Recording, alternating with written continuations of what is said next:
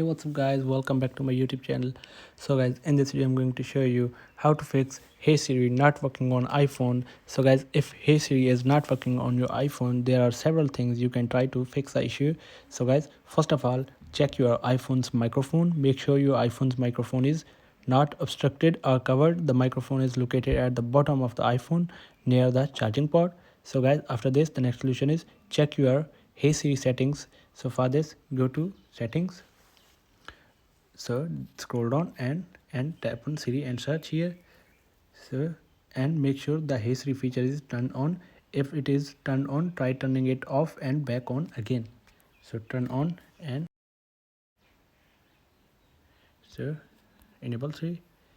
So after this, the next solution is train Hey Siri to recognize your voice. In the Siri voice and search settings, tap Hey Siri and follow the commands to train Siri to recognize your voice. And then after this, the next solution is restart your iPhone. Try restarting your iPhone by holding down the power button and the volume up at the same time. So drag the slider to the right to power off your iPhone. So after this, power on your iPhone, and then after this the next solution is update your iPhone. Make sure your iPhone is running the latest version of iOS. You can check for updates by going to settings, scroll down, tap on general, tap on software update. So guys, wait for checking for update. So guys, if you have available any update on your iPhone, so update your iPhone to the latest iOS version. So I have the latest version updated. And then after this, the next solution is reset your iPhone settings.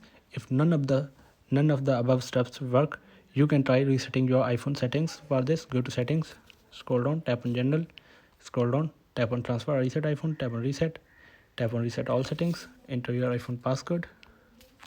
So guys, tap on reset all settings. This will reset all settings. No data or media will be deleted from your iPhone.